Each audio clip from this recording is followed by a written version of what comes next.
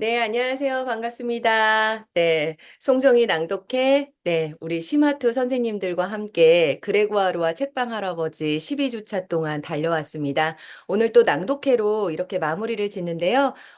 속속들이 또 우리 선생님들 막 한 분 한 분 관객분들 들어오시고 계시네요. 네, 정말 감사합니다. 네, 10시가 되었기 때문에 바로 시작을 하고요. 저희 이제 12주라는 시간 동안 달려오면서 선생님들 많이 애쓰셨습니다. 정말 많이 울었던 것 같아요. 그쵸? 네, 이런 작업들이 내 내면의 어떤 정화와 또 치유의 작업으로 이어지길 바라고요. 오늘 또 우리 황진경 선생님께서 오프닝을 열어주시겠습니다. 황진경 선생님 나와주세요. 박수로 맞아주세요, 선생님들. 와!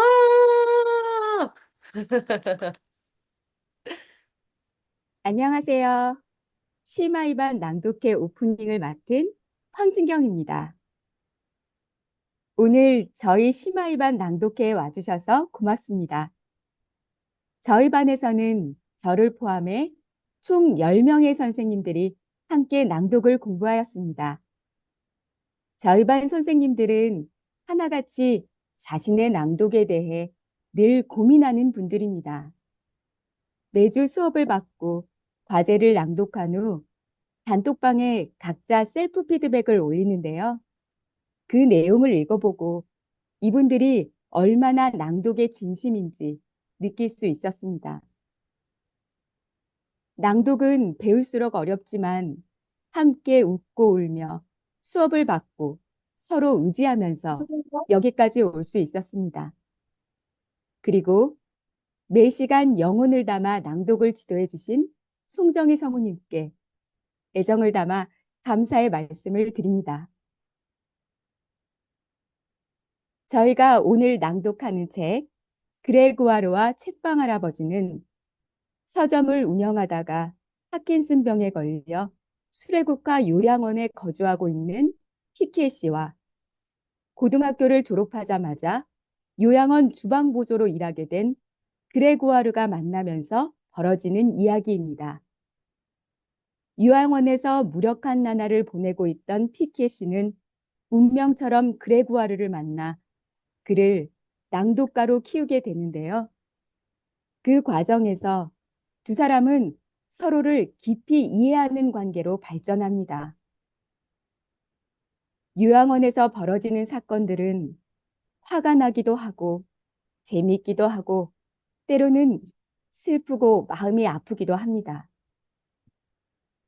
죽음을 향해 가는 피키에 씨가 그레고아르를 통해 마지막 불꽃을 피우는 모습은 가슴이 시리도록 아름답습니다. 이 책은 그레고아르와 책방 할아버지, 요양원 인물들의 이야기를 총 45개의 에피소드로 담고 있는데요. 오늘 낭독회에서는 저희가 10개 에피소드를 발췌해서 각자 그 이야기가 마음에 와닿았던 이유를 소개하고 낭독하는 시간으로 준비했습니다. 먼저 제 이야기로 오늘의 낭독을 시작하겠습니다.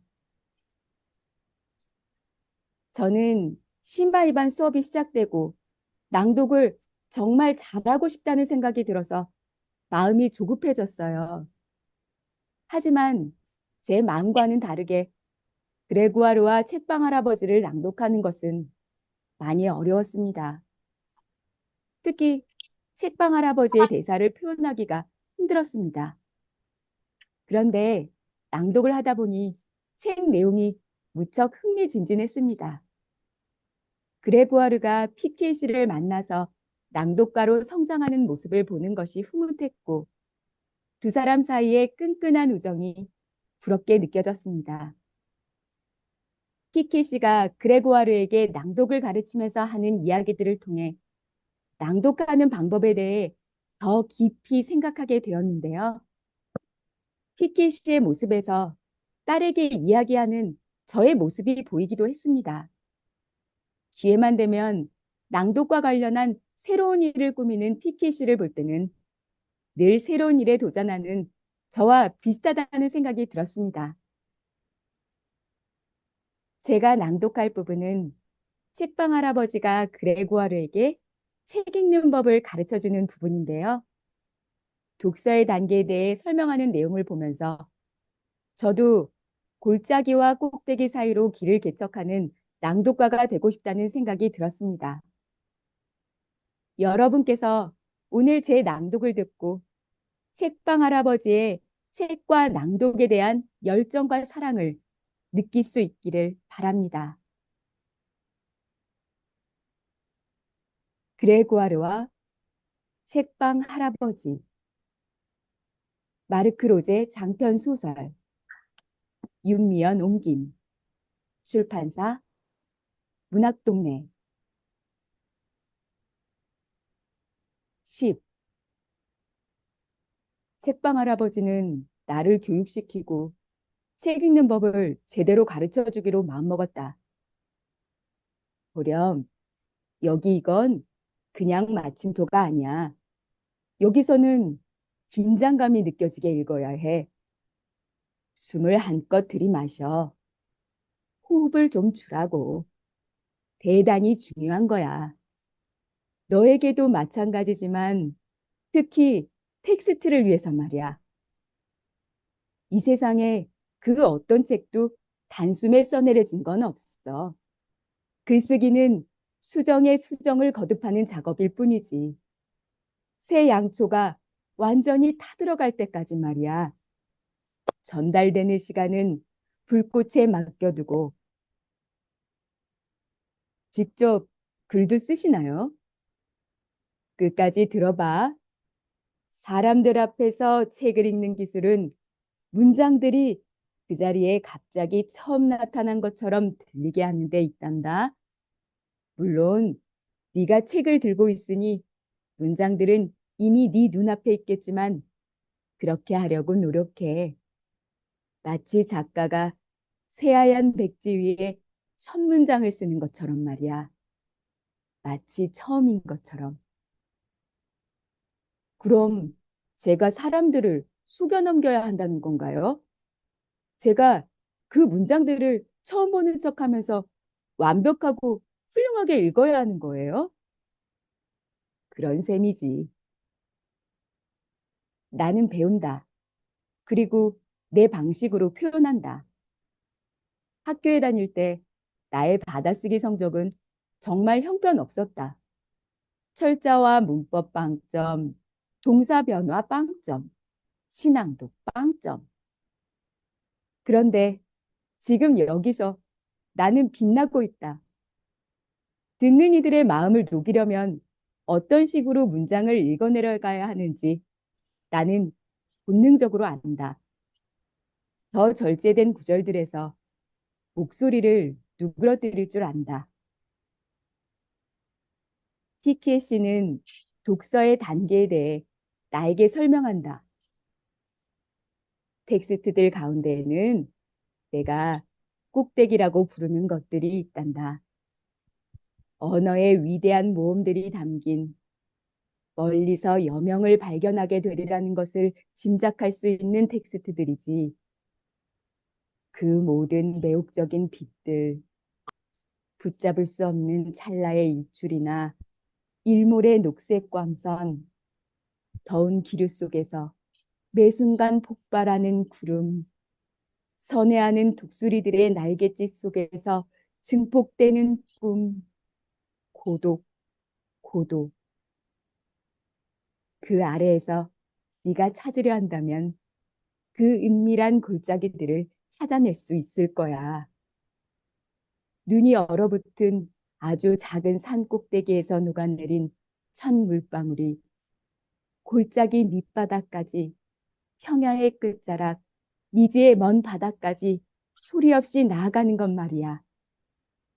그리고 인간들이 있는 지점은 대체로 바로 그런 곳들이야. 적어도 거의 대부분이 그런 곳들에 있어.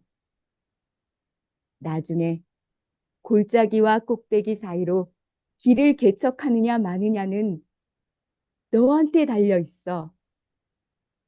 그 사이길엔 마음을 사로잡는 눈부신 혼혈의 책들이 있지.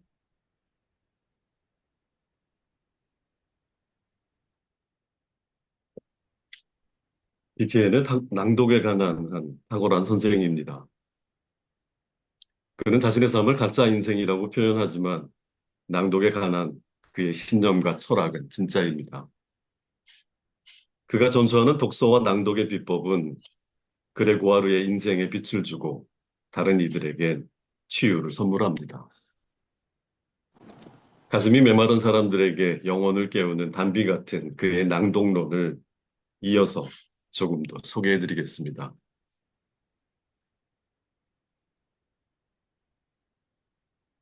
하루에 한 번, 홀에서 모두를 위한 낭독회를 여는 것.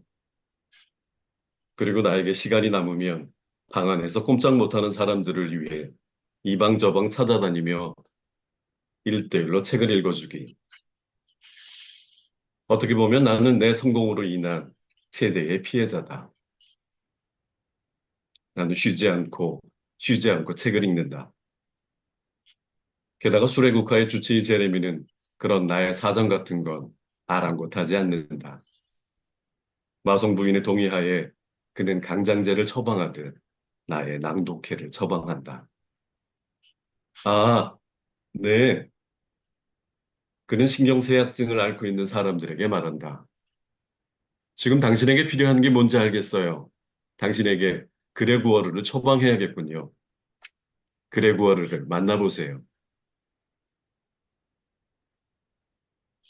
나는 책들을 팔에 끼고 나를 필요로 하는 곳들을 찾아가 이것저것 따지지 않고 온갖 것을 읽는다. 신문, 일기예보, 오늘의 인물, 부고란, 출생란, 샤를 드골 해고로, 그리고 그들이 서랍에 꺼내어 건네주는 연애 편지들, 한 번은 이별 통보 편지까지. 내게 부탁하는 것은 뭐든 다 읽는다. 그리고 물론 나의 레포토리는 그만큼 다양해진다. 뭐, 아직은 빈약하기 짝이 없지만, 그래도 내용이 점점 충실해지고 있다. 그리고 그 점에 가난한 책방 할아버지의 생각은 확고하다. 레퍼토리 하나 없이 목소리만 좋은 것, 그건 아무짝에도 쓸모없는 거야. 레퍼토리가 낭독자를 만드는 거다. 천천히 여유를 가지고 해. 초조해하지 말고 소설 한 권 한 권, 단편집 한 권 한 권. 그러면 너는 바로 널 감동시키는 진주와도 같은 주제를 발견하게 될 게다. 너 자신의 취향을 알아가는 일부터 시작해. 자기가 좋아하는 것이어야만 잘 읽을 수 있으니까. 내가 남들과 공유하고 싶은 재미있거나 진지한 텍스트들을 선택하렴. 그리고 차츰차츰 중심축을 만들어 내가 원하는 방향으로 나아갈 수 있도록 해. 그렇게 해서 장르나 주제, 세상의 이런저런 지역이나 저자 이름으로 프로그램을 만들어. 요소들을 어떻게 배합시키느냐에 따라 온갖 조합이 가능해지지. 너는 금세 푹 빠져들게 될 거다. 텍스트들이 서로 어떻게 연결되어 있는지 보는 건 정말 짜릿하고 감동적이니까. 어떤 한 단어 때문에 이전에 읽은 어떤 책의 어떤 단락을 떠올리게 되는 것처럼 말이다. 문학을 밀려갔다 싶어도 매번 새롭게 태어나면서 끊임없이 되밀려오는 집단 창작물이라고 생각하렴. 만약 요행이 그게 인생과 직결된다면 거기서 너는 걸작을 만나게 되는 거야. 요즘 책방 할아버지를 검진하러 오는 의사는 평소처럼 혈압을 재고 식사는 잘하세요? 잠은 푹 주무시고요. 화장실은 잘 가세요. 같은 똑같은 질문들을 던지고는 꼭 이렇게 덧붙인다. 아주 멋진 일이에요, 피키에 씨. 젊은 제자와 함께하는 작업 말이에요. 6개월만 더 계속한다면 약국이 싹 사라질 거예요. 걱정하지 마시게. 대신 책방이 생길 테니까. 피키에 씨는 낭독회에 참석하지 않는다. 하지만 그는 내가 얼마나 발전했는지 확인하기 위해 조사를 한다. 호락호락하지 않은 그는 내 동료들에게 코치코치 물어본다. 겨우 1초밖에 참석하지 않았다 해도 피켓씨는 그들을 그냥 놔주지 않는다. 내 목소리가 잘 들렸는가? 홀 뒤쪽까지 잘 전달됐는가? 내가 그때그때 상황에 맞는 어조로 읽었는가? 등장인물들이 눈앞에 보이는 것처럼 생생했는가? 배경은, 장면들은, 가족들이 즐겁게 감상했는가? 내가 박수를 받았는가? 낭독회가 너무 길진 않았나? 낭독 시간을 줄이는 게 더 나았을까? 사람들이 어떤 이야기를 더 좋아하던가? 내가 지나치게 흥분하며 읽지는 않았는가?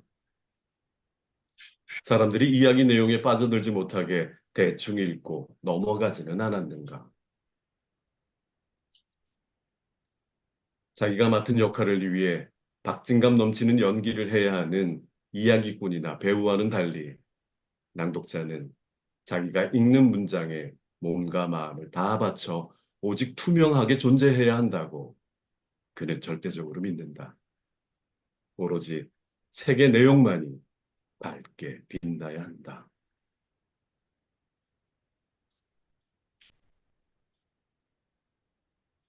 PK는 탁월한 선생 못지않게 엄격한 선생이기도 합니다. 천천히 여유를 가지고 책을 읽으라고 조언도 하지만 레퍼토리가 없는 낭독가를 경멸하기도 합니다. 미래 계승자인 제자에겐 더 높은 수준에 도달하기를 바라는 깐깐한 전문가이기도 합니다. 그는 선생으로서 체크리스트를 가지고 제자의 발전을 꼼꼼히 확인합니다. 무엇보다 낭독자의 역할과 위치를 잊지 말라고 주지시킵니다.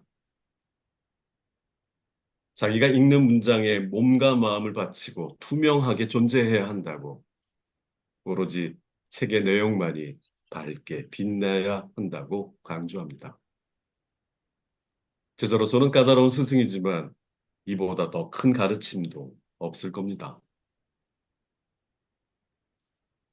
낭독은 제일 먼저 자기에게 가닿는 길이고 다른 이들과 연결되는 고리입니다. 비록 한 공간에 머물러 있지만 고립과 단절 속에서 살아가는 수레국화 요양원 사람들에겐 희망이 되기도 합니다. 그 희망의 또 다른 이름이 치유입니다. 우리는 서로 연결되어 있음에도 이 사실을 종종 잊습니다. 그 바람에 외로움이 치명적인 질병이 되는 시대를 살아가죠. 더 많은 고통과 두려움, 연약함을 경험합니다. 당신은 혼자가 아니에요. 이렇게 누군가가 붙잡아주고 옆에 있어주고 마음을 알아준다면 얼마나 좋을까요? 마음과 마음이 접촉되고 경험과 경험이 이어지고 세계와 세계가 연결되는 시도들이 더 많아진다면 낭독이 수레국화 요양원 사람들의 처방전이었듯이 고립과 단절의 시대에 연결성을 일깨워주는 다리가 되면 좋겠습니다. 낭독이 다리가 되어 하나됨을 경험하는 공명의 장, 치유의 장이 되면 더 바랄 게 없겠죠.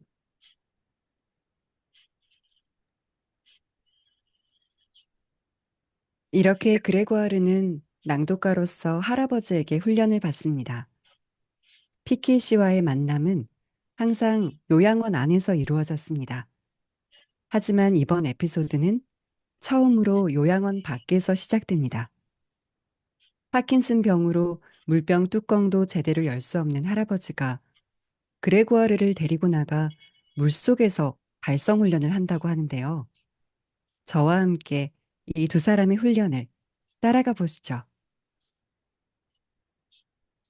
17. 2월 24일 일요일 아침 10시. 바깥 기온 영상 5도. 수레국가에서 일한 지 1년하고도 3주. 오늘은 내가 쉬는 날이다. 그럼에도 불구하고 요양원 홀에서 약속이 있다. 자, 그레고아르, 가볼까? 예, 가요. 운하는 안개에 휩싸여 있다. 가을 낙엽들이 휠체어 바퀴에 들러붙는다. 길 군데군데는 진창이 생겨 있다. 나는 힘겹게 피키에 씨의 휠체어를 민다. 책방 할아버지는 말이 없다. 그는 귀를 기울이고 있다. 바퀴 아래 부딪히는 조약돌 소리, 우리 뒤로 열리고 닫히는 정적, 나뭇가지에 한 방울씩 떨어지는 물방울 소리, 생각에 잠긴 그의 색색거리는 숨소리. 우리는 훈련을 위해 내가 미리 점찍어둔 장소로 다가간다. 오늘 그곳에는 우리 둘밖에 없을 것이다. 나는 짐짓 명당한 척 불쑥 이렇게 말한다. 와, 이거 참 날씨가 따뜻하지는 않네요.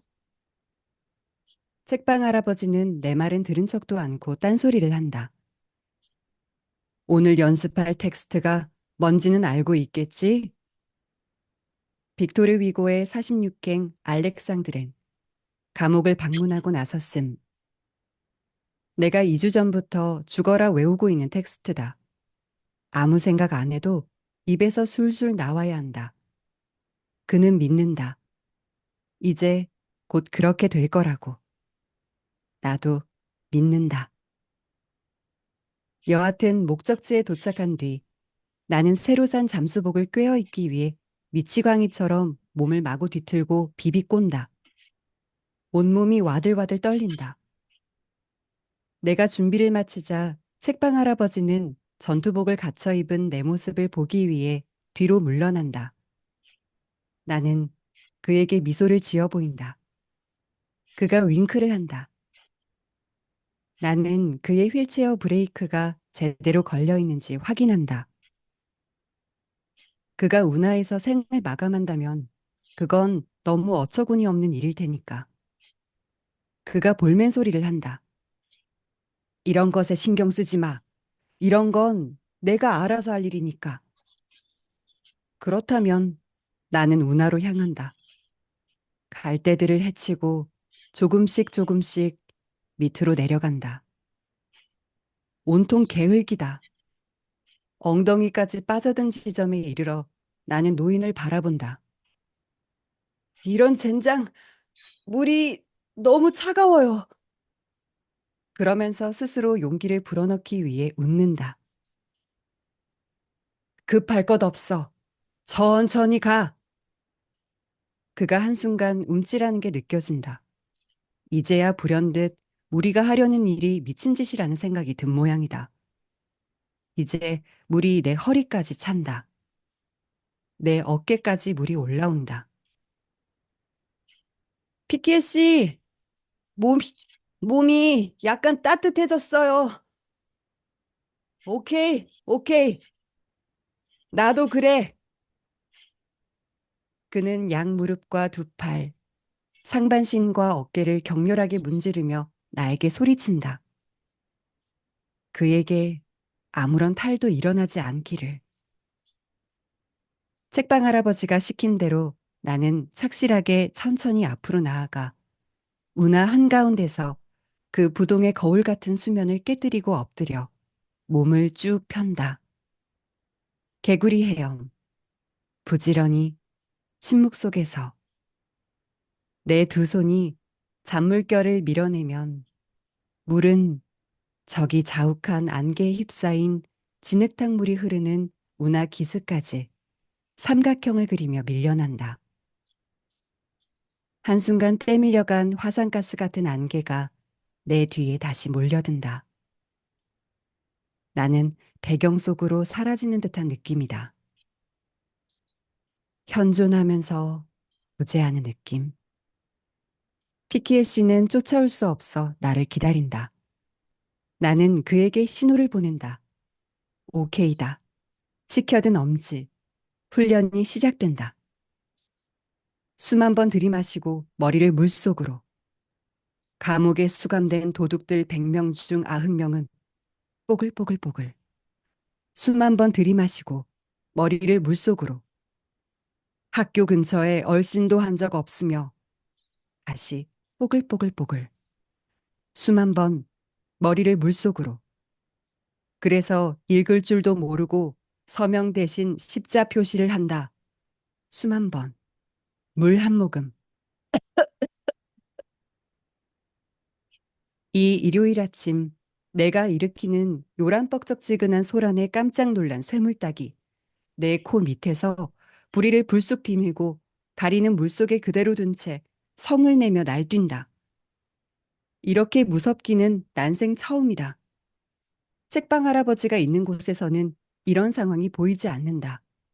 그는 불안해한다. 잘 되어 가니? 쇠물딱이요. 그건 빅토르 위고의 작품이라고 달칸테 말해줘. 죄송하지만 피키에 씨, 이 닭은 그 그만큼도 관심이 없는 것 같아요. 편하게 해, 그레고아르. 나한테는 쥐뿔이라고 말해도 돼. 짜증이 난 나는 악을 쓰기 시작한다. 피키에 씨, 쇠물닭은 빅토르 위고 씨의 쥐뿔만큼도 관심이 없는 것 같다고요. 아주 좋아. 훌륭해. 항상 우리 입맛에 맞는 청중만 있는 건 아니니까. 계속해. 한기가 찾아든다. 나는 이를 악문다. 물속에 서서 앞으로 나아가지 않고 두 번째 절을 읊는다. 책을 펼치는 사람은 누구나 거기서 날개를 찾아 영혼이 자유롭게 움직이는 저 높은 곳을 날 수 있다. 그러므로 아이에게 책을 주어라. 손에 램프를 들고 걸어라. 그 아이가 그대를 따라올 수 있도록. 나는 계속 나아간다. 추진. 두 팔을 쭉 뻗고 두 다리도 쭉 펴고 머리는 물속에. 할아버지가 아무 탈 없이 잘 있는지 확인한다. 그런데 도대체 저건 무슨 광경이지?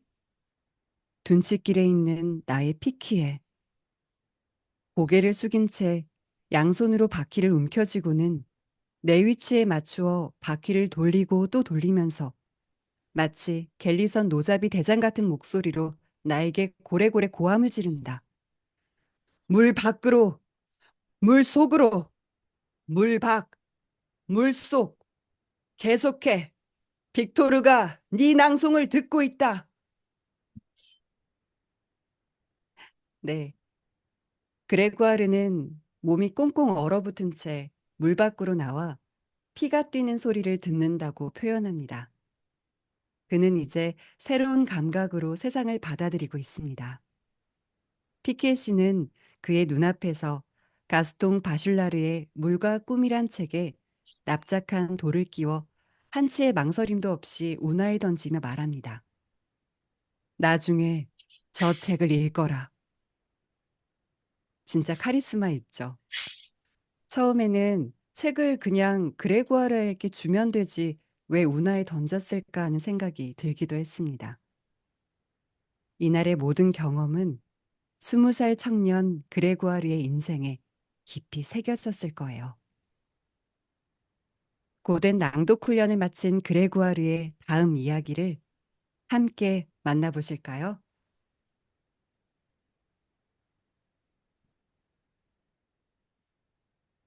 이처럼 상상을 초월하는 운하에서의 호흡 훈련을 하면서 그레고아르와 피키에 씨 사이에는 더욱 깊은 우정과 신뢰가 쌓입니다. 저는 그레고아르와 책방 할아버지를 만나면서 서로가 서로의 인생에 이토록 진심을 다하는 아름다운 관계를 통해 사랑의 새로운 모습을 발견했습니다.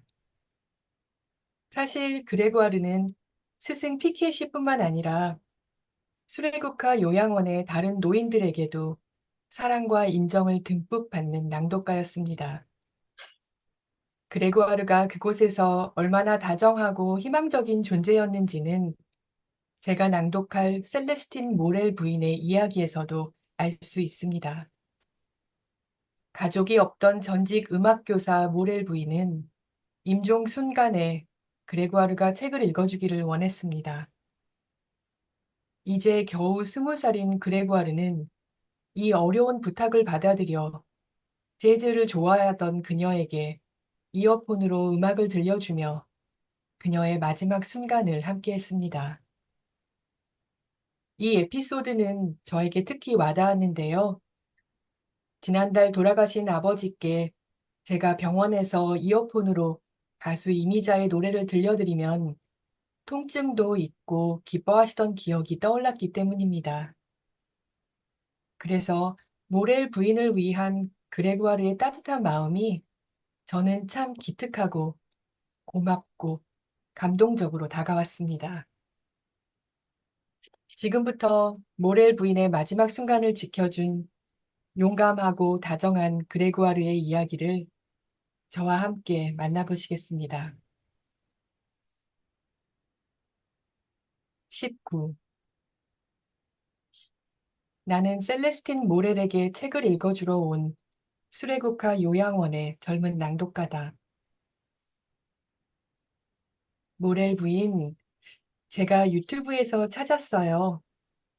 당신을 위해 젤리 모턴이 연주한 오래된 피아노 연주곡을 몇 개 찾아왔는데요. 기억하시죠? 바리코가 이 피아니스트에게 감명받아 소설 속 그 유명한 피아노 대결 장면에 이 피아니스트를 등장시켰잖아요. 나는 대답을 기다리지 않는다. 더 이상 대화할 수 없는 사람에게 대답을 바라는 건 가혹한 것 같다. 나는 말을 잇는다. 이어폰을 끼워드릴게요. 소리를 너무 크게 하지는 않을게요. 어떤지 한번 들어보세요. 제 것도 여기 있어요. 이렇게 하면 함께 들을 수 있을 거예요. 음악을 듣고 난 뒤에 책을 읽어드릴게요. 시간은 충분해요.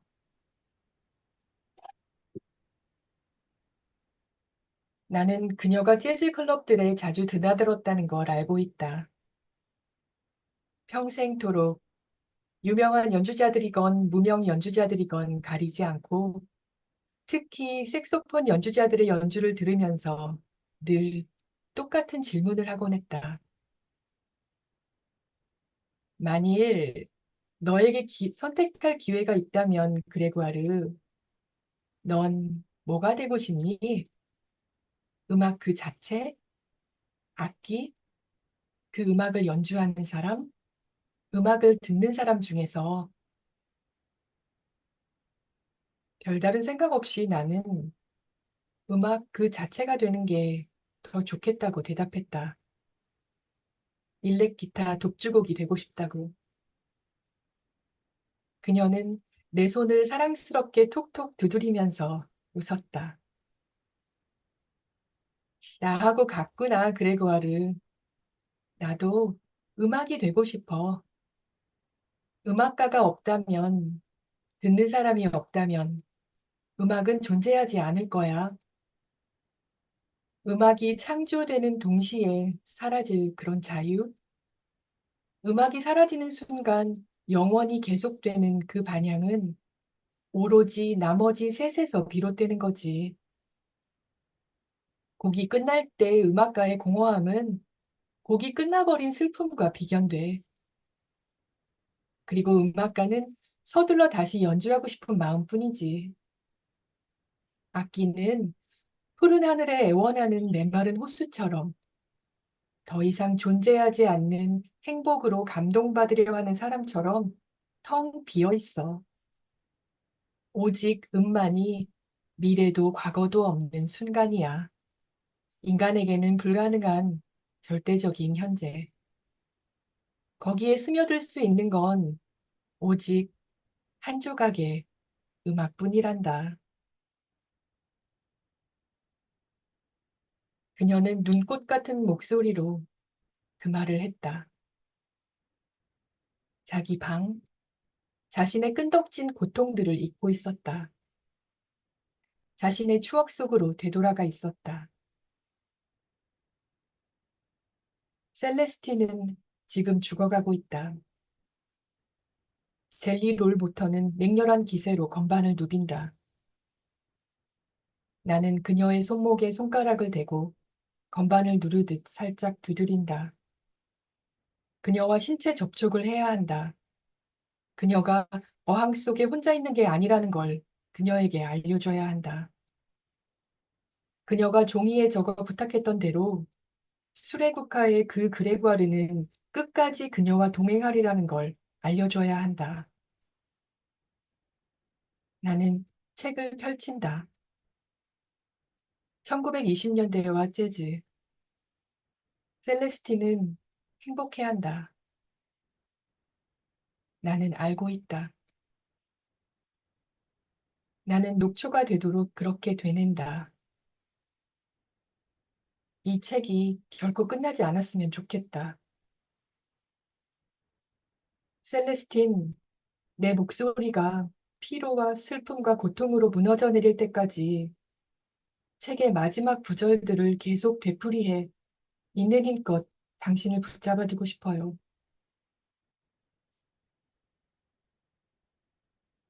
내가 낭독을 멈추자 두 개의 링거에서 후루룩 거리는 소리 외에는 더는 아무 소리도 들리지 않는다.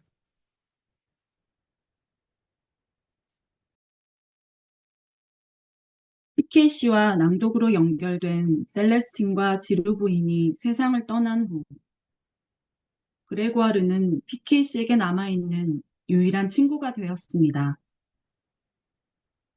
둘은 속마음을 터놓는 사이로 발전했는데요. 새해를 같이 보내는 날 피케시가 요양원에서의 삶을 얼마나 고통스러워하는지 절절하게 알게 됩니다. 의미 있는 유일한 진짜 인생은 여행이고 길이며 자기 두 다리로 걸어서 앞으로 나아가고 싶은 사람인데 요양원 작은 방에 갇혀 죽지는 않았지만 사는 것도 아닌 하루하루를 보내고 있었으니까요. 그래서 피케 씨가 눈썹을 치켜 올리며 엄청난 음모를 꾸미려는 듯한 목소리가 되었을 때 그 변화가 정말 반가웠습니다.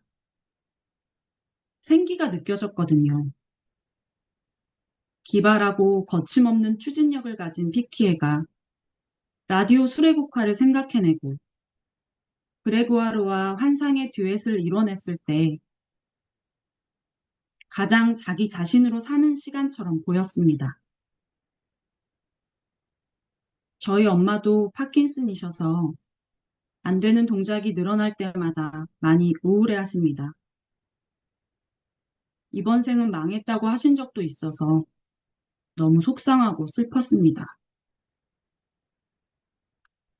얼마 전 엄마랑 충북에 있는 화양계곡에 여행을 갔는데 중간에 우리 반 낭독 수업이 있었습니다. 엄마도 듣고 싶다고 하셔서 숙소에서 잠깐 같이 수업을 들었는데 나도 할 수 있을 것 같다고 하시는 거예요. 엄마가 낭독하는 목소리를 녹음하고 같이 들었습니다. 제가 피키에 씨가 되고 엄마는 그레고아르가 된 것처럼 이야기하며 즐거운 시간을 보냈는데요. 사람은 결국 몰입하는 하루하루가 주는 기쁨을 어떻게든 늘려보려고 궁리하며 살다가 죽는 게 최고 아닐까 생각했습니다.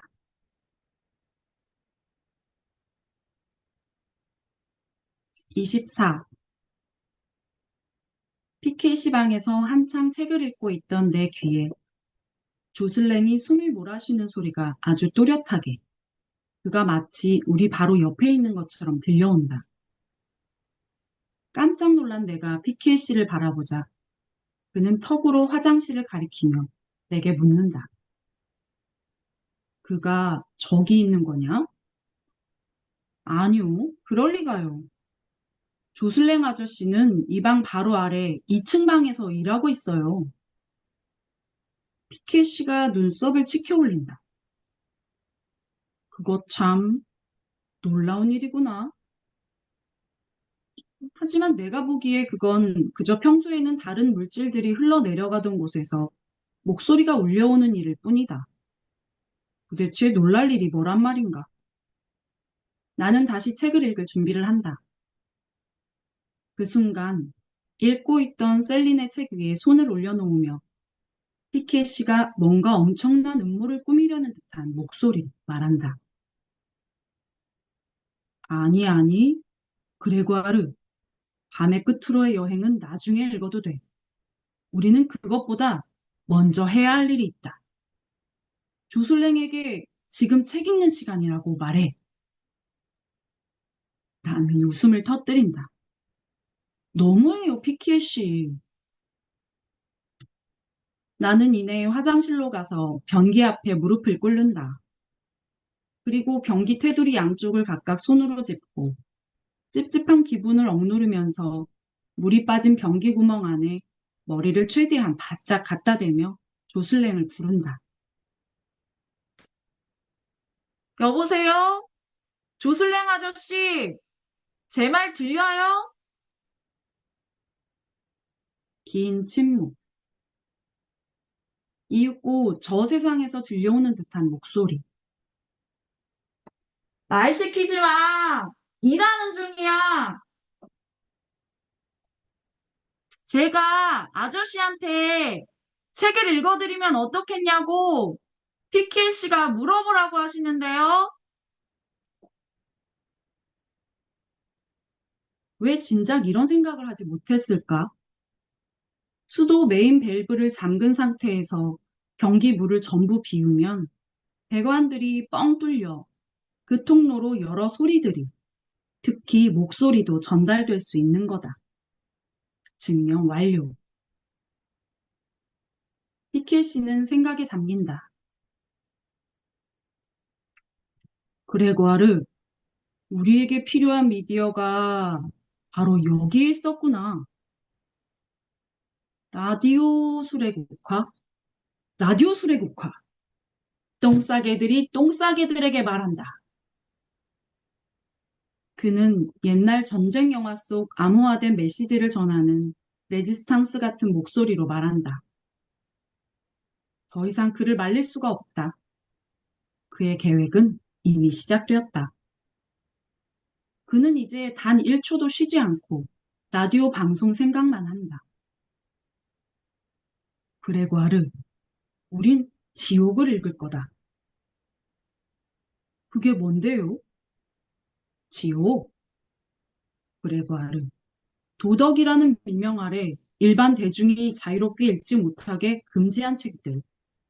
다시 말해, 금설한다. 나도 그런 책들을 몇 권 가지고 있어. 우린 그 누구도 감히 하지 못했던 일을 해야 해. 요양원에서 애로 소설을 읽는 거다. 네 목소리가 이곳 벽을 부들부들 떨게 만들 거야. 호기심을 놓지 않고 재미있는 일을 계속 만들어가는 책방 할아버지. 노년은 쓸쓸하게 녹슬어가는 때가 아니라 그동안 쌓아온 연말 시간을 통해 더 반짝반짝 빛날 수 있다는 것을 그에게서 봅니다. 저는 책을 소개하는 팟캐스트를 진행하고 있습니다. 낭독 수업을 권유받았을 때 팟캐스트에 도움이 되지 않을까 단순한 생각으로 참여했습니다. 하지만 낭독은 단지 문장을 정확하게 읽는 것이 아니었습니다. 저는 낭독을 전혀 몰랐던 그레고아르 그 자체였던 거죠. 그레고아르가 책방 할아버지를 운명처럼 만나 낭독가로 성장한 과정은 제가 나에게 낭독을 만난 것과 똑 닮았습니다. 책을 분석하고 서사를 구축해 어떻게 목소리 하나로 듣는 사람을 매료하고 감동시킬 수 있는지 알게 되었습니다. 저도 언젠가 그레고아르처럼 어엿한 낭독가가 되고 싶다는 꿈을 꾸게 되었습니다. 제가 낭독할 부분은 그레고아르와 책방 할아버지가 변기 배관의 파이프를 통해 요양원 사람들에게 책을 낭독해주는 장면입니다. 대면 낭독회가 아닌 라디오 방송 같은 이 장면에서 제가 진행하고 있는 팟캐스트가 떠올랐습니다. 책이나 칼럼 같은 글이 아닌 팟캐스트를 통해 소리로 만날 때 저 역시 또 다른 소통의 기쁨을 느끼기 때문입니다. 자, 그럼 그레고아르와 책방 할아버지, 이 환상적인 듀엣이 만든 라디오 수레국화를 함께 들어보실까요? 25. 나는 이제 자리를 잡는다. 하지만 이 일은 그리 호락호락하지 않다. 나는 머뭇거린다. 간이 의자에 앉아 변기 위로 상반신을 숙이거나 아니면 쿠션 위에 무릎을 꿇고 변기 구멍 안으로 머리를 들이밀어야 한다. 그런데 이 자세든 저 자세든 도대체 책을 어디에 둬야 할지 모르겠다. 주술랭가 의논 끝에 책방 할아버지는 자기 방 변기에서 방송하는 게 낫겠다고 결론을 내렸다. 그곳이 변기 배관 라인의 중간 지점이기 때문이다. 공용 화장실에 변기 2개까지 셈에 넣는다면 내 목소리는 4층부터 1층까지 모두 13개의 수십용 변기들과 거의 등거리에 있다. 그리고 4층 빈방의 변기까지 치면 모두 14개다. 디알리카는 그 빈방 화장실에 있겠다고 내게 약속했다. 우리는 의도적으로 그 뉴스를 퍼뜨렸다. 책방 할아버지는 청취자가 많기를 원했다. 사무실 직원들과 윗선 관리자들을 제외하고 요양원 전체가 알게 되었다. 각자 자신의 자리를 지킨다. 우리는 변기 14개의 배관에서 최대한 단시간 내에 물을 완전히 비워야 한다. 장난칠 일이 생긴 것에 우리 직원들은 신이 난다. 사실 화장실은 스튜디오와 조금도 비슷한 구석이 없다. 변기 구멍만 봐도 마이크와 하나도 비슷하지 않다. 방송 중을 알리는 빨강색이나 초록색 표시등도 없다. 하지만 만반의 준비가 되었다. 저녁 8시 정각. 할아버지들, 할머니들, 은밀하게 들락거리는 가까운 이웃들, 조무사들, 담당 간호사들, 당직 간호사들. 오늘은 특별히 할 일은 없지만 무엇보다 이 순간을 놓치고 싶어 하지 않을 조슬랭까지 모두가 각자의 위치에 자리에 있다. 청취자는 30명 남짓이다. 나는 숨을 크게 한번 몰아쉬고 나서 소리치기 시작한다. 라디오 술의 국화, 라디오 술의 국화, 여기는 지옥. 고요. 내 말이 배관을 타고 전달되는 시간. 겨우 2초. 즉각적인 반응. 1층부터 4층까지 엄청난 폭소에 이어 박수갈채가 축포처럼 터진다. 그리고 그 모든 것 가운데 디알리카의 경쾌한 웃음소리. 네트워크 상태는 최상이다. 놀라운 초고속 통신망. 다시 정적. 나는 오프닝 멘트 없이 부드러우면서도 또랑또랑한 목소리로 바로 낭독을 시작한다. 나는 청취자들의 모습을 상상한다. 배관 저 끝에 있는 이들을. 긴장한 얼굴로 귀를 바싹 곰두고 세우고 있는 그들의 모습을. 그들은 변기 위나 변기 주위에 각자 나름대로 자리를 잡고 있을 것이다. 책방 할아버지는 자신이 추진한 사업의 성공을 확신한다. 낭독을 끝마치고 나서 나는 치명적인 매력남 같은 목소리로 말한다. 친애하는 청취자 여러분, 지금까지 브랑스와즈 레이의 종이 여자의 한 대목을 들으셨습니다. 멋진 밤 되시기를 바라며 내일 저녁 8시에 다시 만나요. 라디오 술의 국화, 라디오 술의 국화, 여기는 지옥! 박수갈채, 날카롭게 내지르는 환호, 웅성거리는 소리. 초저녁 잠에서 깬 거주자들 몇몇이 얼이 빠진 얼굴에 잠옷바람으로 파자마나 네글리제 또는 사각 팬티만 입은 채로 불안해하면서 각자의 방에서 복도로 나온다. 무슨 일이야? 무슨 일인지 잘 아는 사람들이 그들을 안심시킨다. 그냥 주무세요. 그레고아르가 장난을 쳤어요. 나는 변기 뚜껑을 닫는다. 피케시가 나를 칭찬한다. 완벽했어. 디알리카가 우리에게로 온다. 그리고 나를 보자마자 와락 껴앉는다. 슈퍼스타! 완전 멋졌어. 목소리가 꼭 벨벳 같더라.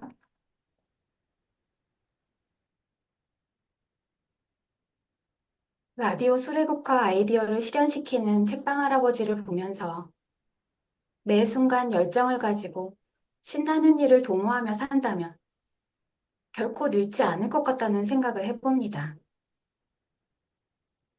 우리에게 말을 걸어주는 이가 있는 한 죽는 것은 불가능하다는 말처럼 나를 필요로 하는, 가슴 뛰게 하는 어떤 일이나 누군가와의 우정, 인연의 끈이 존재하는 한 우리는 병든 몸일지라도 일으켜 세우려 할 것입니다. 그레고아르의 히어로인 나무는 썩어가면서도 끈질긴 생명력을 유지합니다. 그가 전투라고 표현하는 상황 속에서도 살아남을 수밖에 없는 이유가 나무를 둘러싼 늪이든 뿌리들이 박힌 이탄지든 누군가를 보호해야 하기 때문이든지요.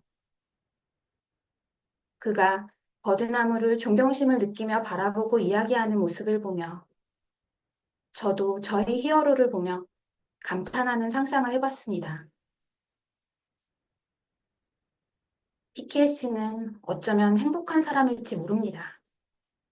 간직하고 있던 마지막 소망을 이루어줄 그의 절친인 그레고아르가 있었기에, 그리고 그가 갈망하던 그 진짜 인생을 이제는 그레고아르가 혹은 그를 알게 된 누군가가 살게 될 수도 있으니까요. 자, 이제 그들이 책 한 권을 펴놓고 이야기하고 있는 할아버지의 책방으로 들어가 보겠습니다.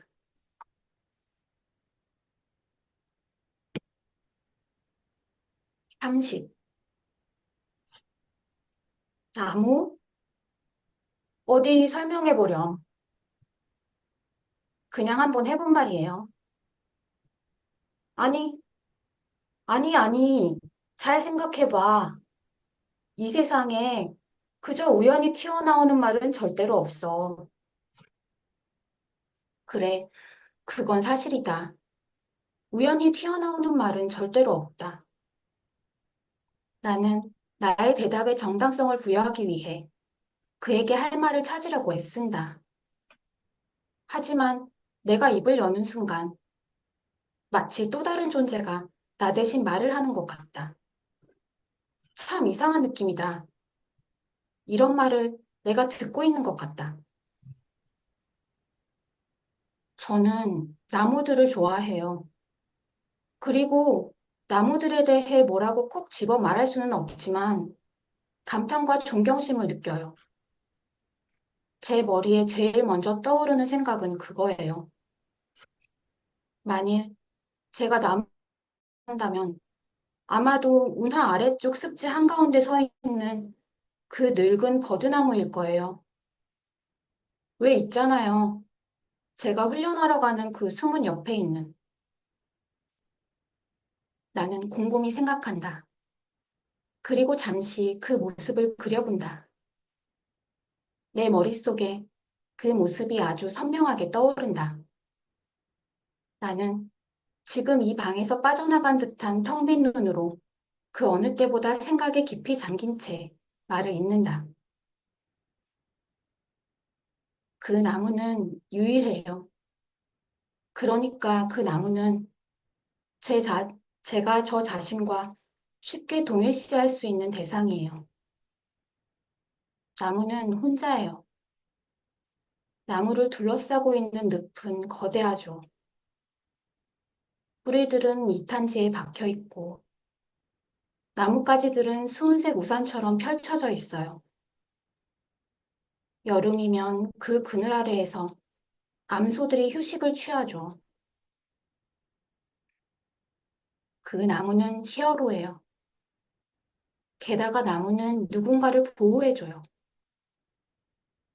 들린 말은 아니구나. 그 나무는 위에서 아래까지 갈라져 있어요. 그러니까 사실 그건 열려 있는 거죠. 그래요.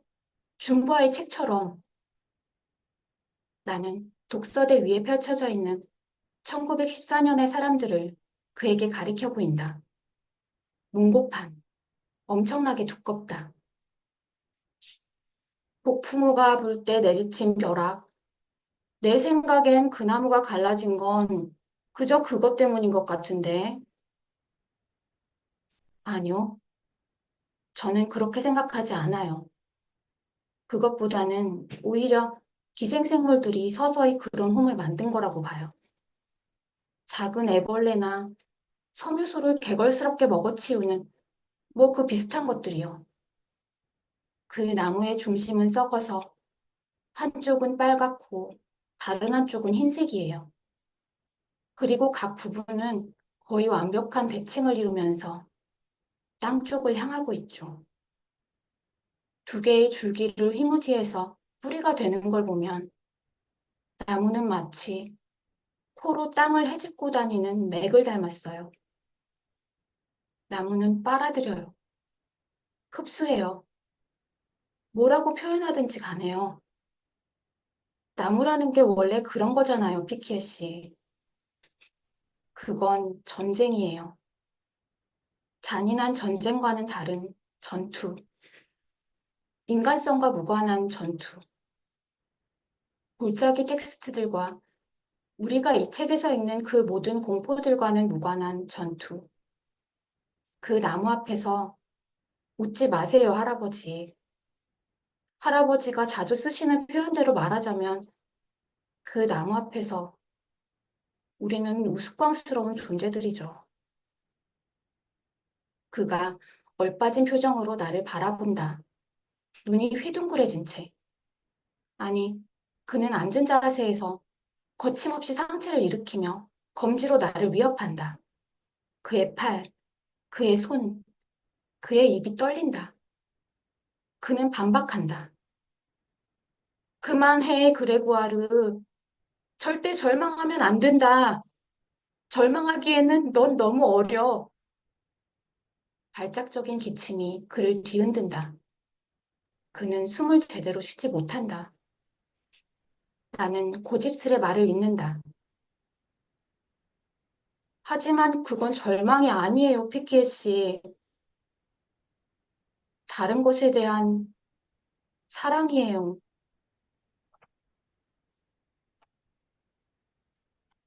이제 그레고아르는 긴 여행을 떠나고 할아버지와의 마지막 통화에서 화가 난 채 전화를 끊습니다.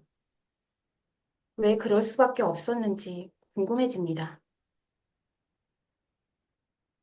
이제 내밀한 부탁까지 하는 사이가 된 피키에와 그레고아르. 피키에는 더 이상 움직일 수 없는 본인 대신 그레고아르가 마지막 부탁을 들어주길 바랍니다. 그래서 250km 남짓을 걷게 되는 그레고아르. 자신이 내딛는 한 발짝 한 발짝이 피키에 씨와의 시공간을 연결해주는 마법의 걸음이기에 그레고아르는 자신의 여정이 피키에 씨와 자신만의 비밀이기를 바랐나 봅니다. 그래서 자신의 여정이 수레국화에 게시되고 있다는 사실을 알고 나서 불같이 화를 내지 않았을까. 그레고아르의 그 마음 함께 들어가 보실까요? 41. 불같이 화가 난 나는 마을 광장을 벗어나 200m를 더 가서 다시 들판으로 간다. 그리고 분노를 사기기 위해 지팡이를 마구 휘두르며 보이는 대로 아작을 낸다. 닥치는 대로 쓰러뜨리고 베어댄다. 쐐기풀, 딱총나무와 수십 개의 작은 꽃이 달린 산형화. 1m 50cm가 넘는 것은 모조리 다 베어 넘긴다. 그리고 소리 높여 외친다. 여기 아무도 없으니 내가 하고 싶은 대로 하겠어.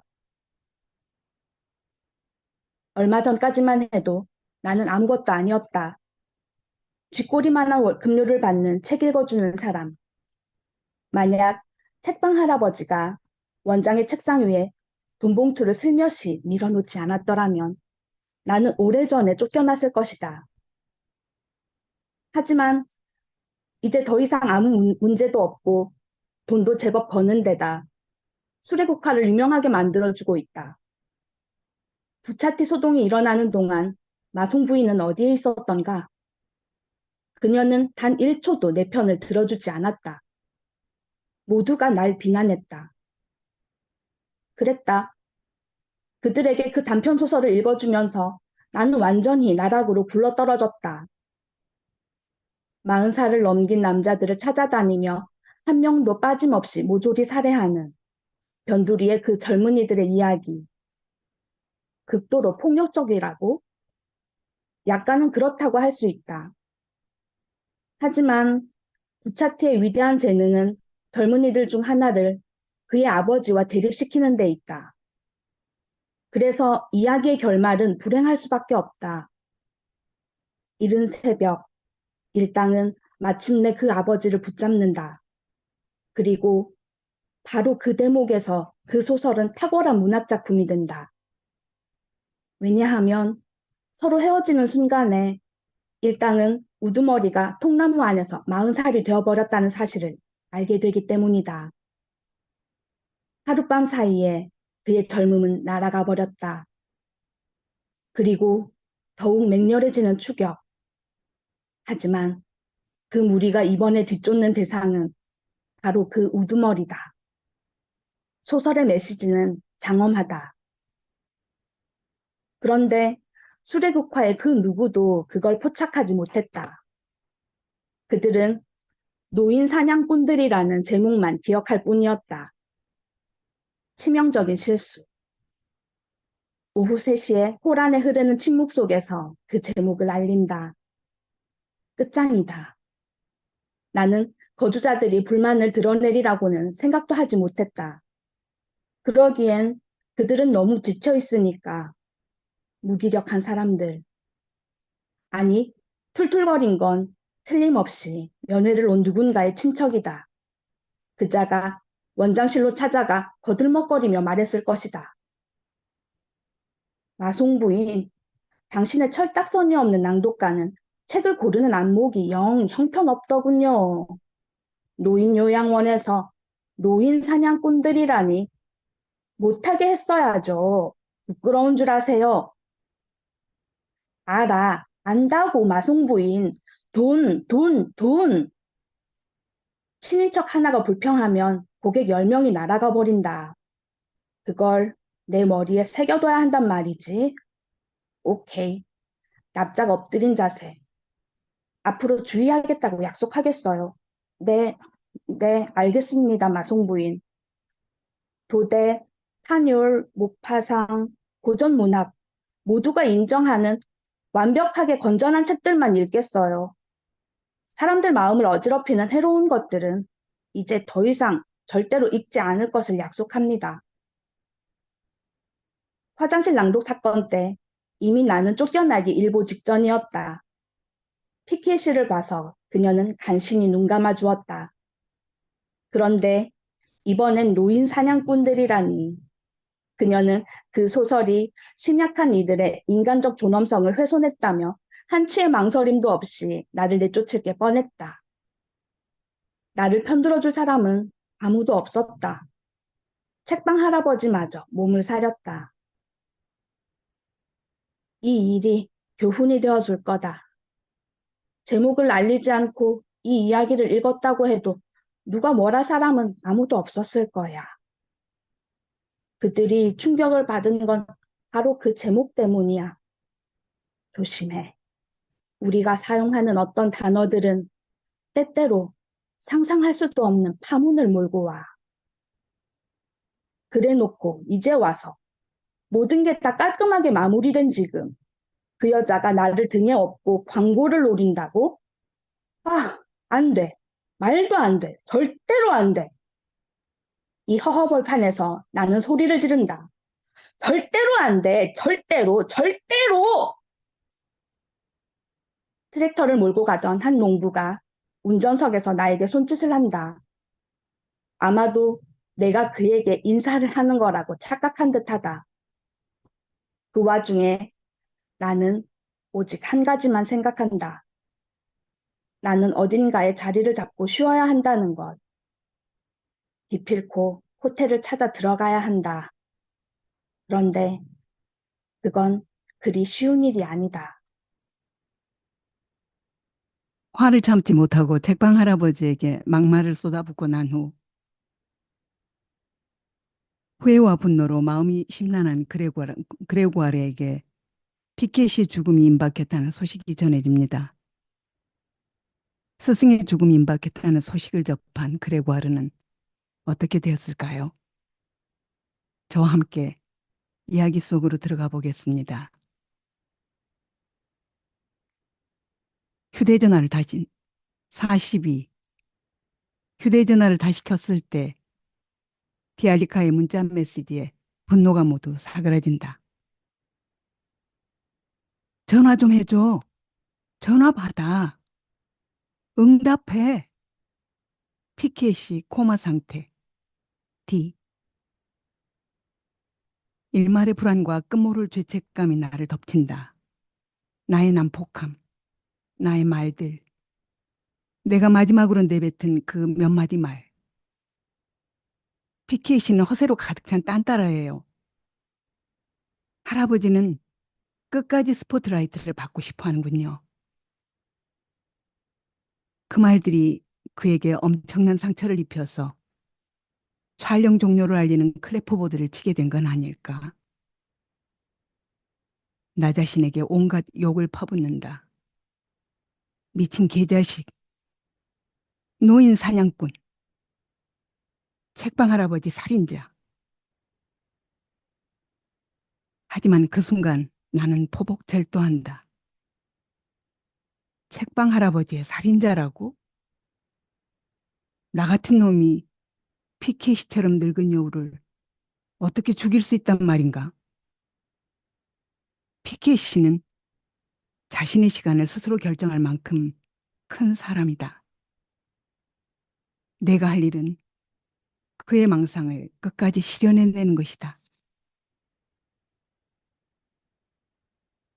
나는 앞으로 나아간다. 그리고 간청한다.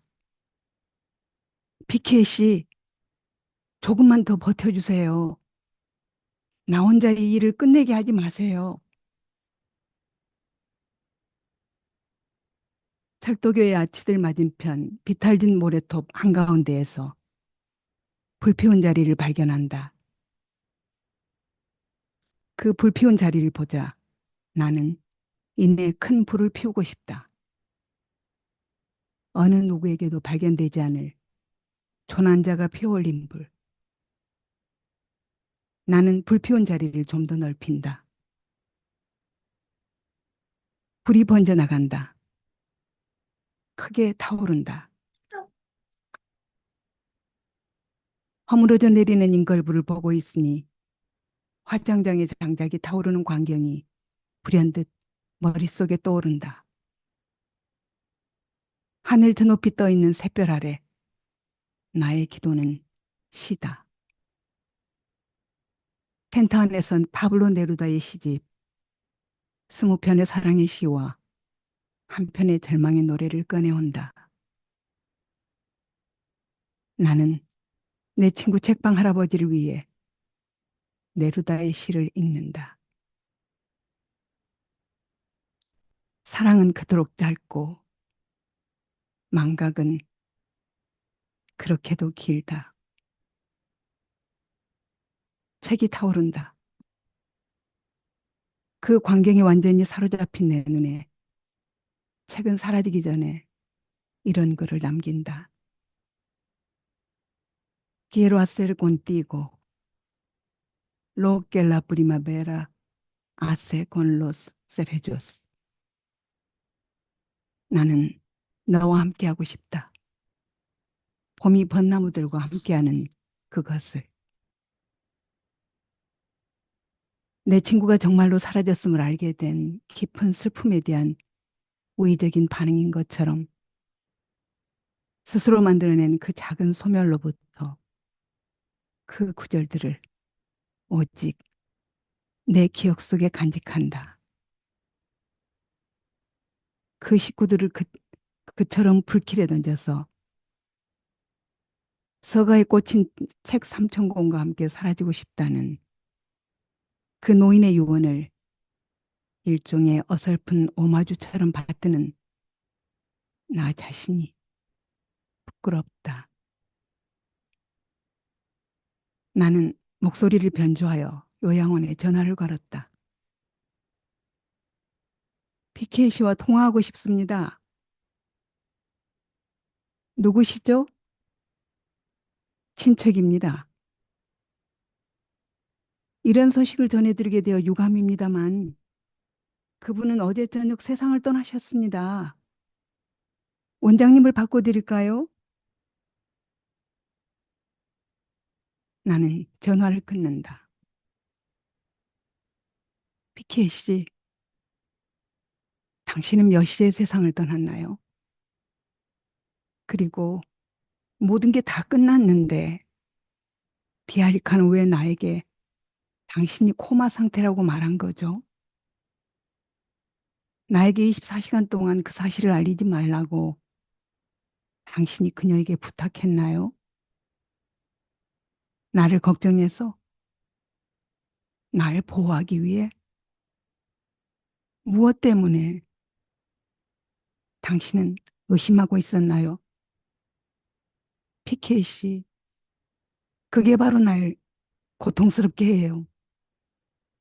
내가 실패할지도 모른다는 의심으로 이 슬픔과 고통을 배가시키지 말아주세요. 몇 시간 후면 나는 예정대로 수도원에 도착할 거예요.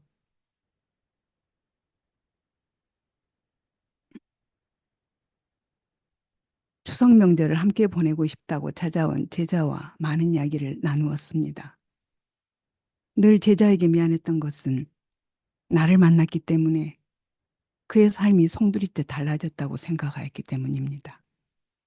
소위 성공과 출세, 부를 추구하며 살 수도 있었을 제자의 인생이 평생 동안 소외된 자들, 고통당하는 자들을 위하여 싸워가는 삶.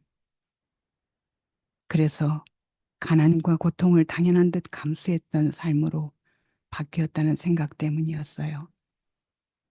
하지만 제자가 긍지와 자부심을 가지고 자신만의 독자적 삶을 개척해가고 오히려 저를 일으켜 세우고 지지하는 사람으로 성장한 모습을 보면서 피케시를 만나서 변화하고 성장한 그레고아르의 모습이 오버랩되었습니다.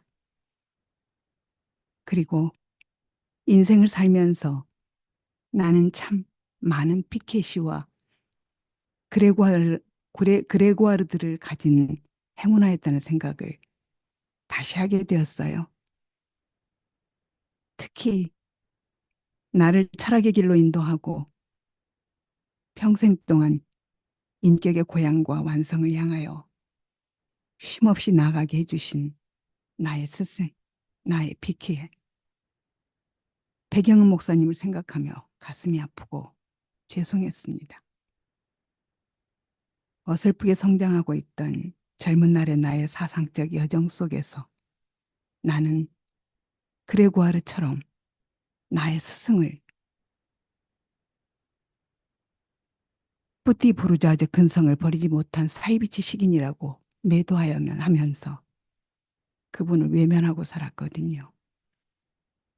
그리고 결국 돌아가신 사실도 뒤늦게 알게 되었습니다. 먼 훗날 언젠가 제가 사람들에게 강연을 하고 나오는데 어느 여성 교장 선생님이 나에게 다가왔습니다. 그리고 저에게 강연하는 말투까지도 나의 스승 그분과 똑같다는 말씀을 하시더군요. 이 책을 낭독하면서 나의 많은 피케시와 그레고아르들이 지금의 나를 만들고 있다는 생각을 하면서 그들이 한결 소중하고 그립습니다. 그리고 지금 또 새로운 피케시와 함께 성장하고 있으니 이 낭독 공부가 더욱 의미 있고 소중합니다. 지금의 내가 있기까지 나를 일으켜 세워준 나의 많은 피키에시들이 스쳐 지나가는 것 같습니다. 그레고아르에게 빛과 온기가 되어준 그만의 피키에 씨가 인생에서 사라졌을 때 그레고아르는 얼마나 슬프고 고통스러웠을까요? 그럼에도 불구하고 피키에 씨와의 약속에 실패하지 않겠다고 되뇌는 그레고아르의 다짐 속에 피어나는 결연함은 아무도 막을 수 없을 겁니다. 이제 그레고아르의 약속이 마침내 이루어지는 알리에노르 와상 앞으로 가서 제 낭독을 이어가겠습니다. 44. 책방 할아버지의 마지막 뜻을 받드는 건 오롯이 내 몫이다. 나는 알리에노르 와상에게 책을 읽어줄 것이다. 피키에 씨가 내 옆에 있다. 나는 머릿속으로 속삭인다. 피키에 씨, 저는 대수동 성당 안에 있어요. 드디어 횡화상들이 보여요. 내가 수레국화를 떠나 여기까지 걸어온 건 바로 이 횡화상을 만나기 위해서였다. 이 횡화상을 만나기 위해 나는 근호인이 시키는 대로 밤낮으로 걸었다. 그런 내 앞에 그 알리에노르 와상이 있다. 나는 감동해서 아무 말도 하지 못한다. 피키에 씨, 이제 제가 뭘 해야 하는 거죠? 책방 할아버지는 모렐 부인이 세상을 떠날 때 그랬던 것처럼 이번에도 나답게 내 방식대로 하면 된다고 조언해준다. 그냥 그녀에게 말하렴. 네가 왜 그곳에 왔는지.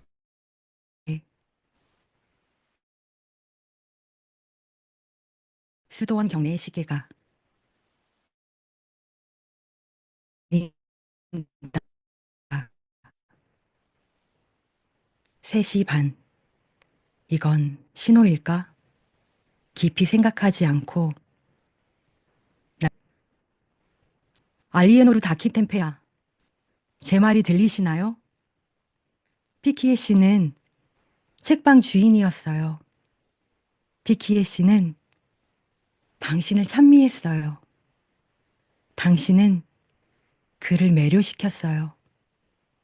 하늘을 향해 펼쳐진 당신의 책은 그에게 깊은 감동을 안겨줬습니다. 피키에 씨는 오직 한 가지만을 보았습니다.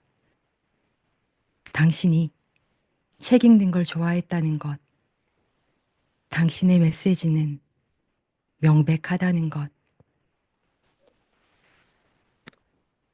요전날 저녁 강가에서 피키에 씨가 돌아가셨다는 소식을 듣고 저는 우는 대신 제 배낭에 넣어왔던 책들을 모두 불태워버렸답니다.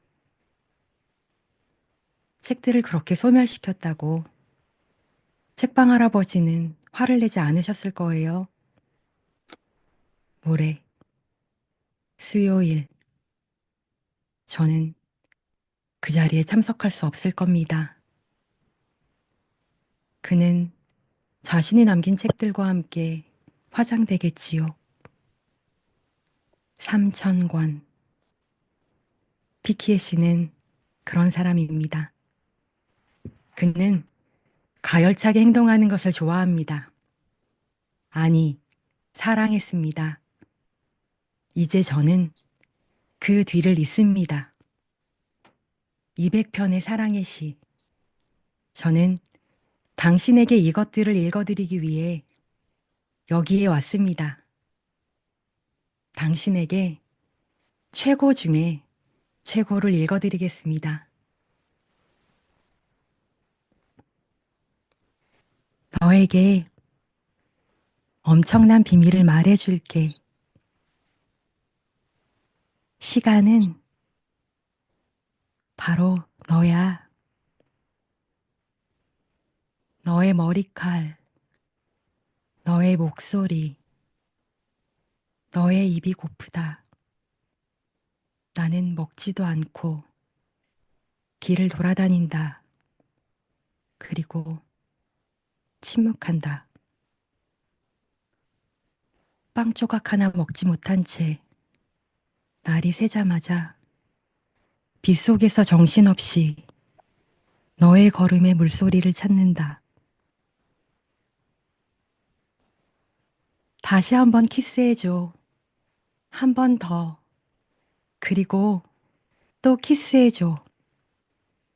너의 가장 맛있는 것들 가운데 하나를 줘. 너의 가장 사랑스러운 것들 가운데 하나를 줘. 그러면 나는 인걸불보다 뜨거운 네 개를 너에게 돌려줄게. 종이 5시를 알린다. 초연하고 당당한 알리에노르는 꿈쩍도 하지 않는다. 피키에 씨, 수레국화 요양원에서는 당신 방문해서 파오카메야, 그 라틴어 글귀를 곧 떼어낼 거라는 것을 알고 있어요. 하지만 제가 정말 먼 길을 걸어왔구나. 하지만 멈춰서는 안 돼. 문학은 끊임없이 꼬리에 꼬리를 물고 이어져. 언젠가는 바로 그 문학의 모험에 뛰어들어야 한다. 라는 당신의 말씀에 따라 제 인생에서 파우카메야, 내게 남아있는 건 거의 아무것도 없다.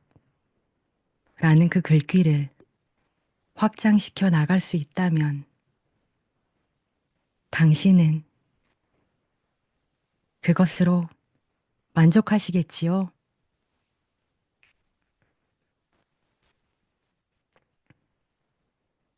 책방 할아버지와의 약속을 지키기 위해 먼 길을 달려와서 약속을 지켜내고서야 마침내 마음의 편지를 보내는 그레구아르의 독백이 당당하고 후련하게 느껴집니다.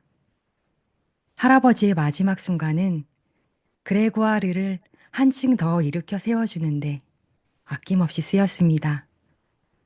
그런 피키에 씨에게 남아있는 건 아무것도 없을지라도 그의 뒤를 잇겠다는 제자 그레구아르의 마음과 다짐은 크게 울려 퍼집니다. 전 이 책의 후반부를 정말 좋아합니다. 그레구아르의 성장과 독립을 지켜보는 것이 제 일처럼 즐거웠습니다. 아마도 저의 인생도 그레구아르처럼 용기 있게 사랑하는 사람의 소중한 것을 지켜내는 사람으로 살고 싶어서일 것입니다. 오늘 이 자리를 함께한 우리에게도 인생의 어느 한 부분에서 책방 할아버지와 같은 멘토를 만났고 만나고 있고 만나길 소망합니다. 그리고 우리도 언젠가 누군가의 피키에 씨가 되어줄 수 있기를 바랍니다. 감사합니다.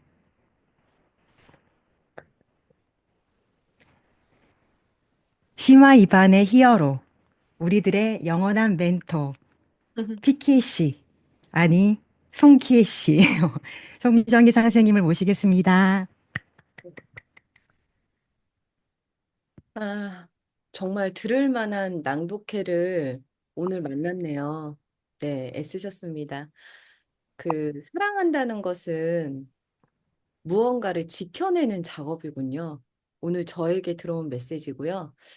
어, 파우카메야, 내게 남은 건 거의 없어라고 이야기를 하지만 우리는 낭독으로 문학의 모험을 계속 이어나갈 그레구아르가 아닐까 싶습니다.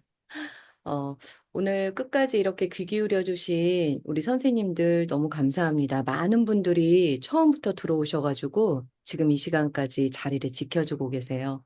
네, 제가 100번, 1000번, 10,000번 외치는 말이죠. 말하는 이가 있으면 누가 있죠? 말을 듣는 이가 있습니다. 네. 우리의 목소리에 이렇게 귀 기울여주는 경청자가 있기 때문에 말하는 이의 존재가 명징해집니다. 네. 오늘 낭독회 끝까지 귀 기울여주신 우리 경청자분들, 네. 우리 박수 한번 보내드릴까요?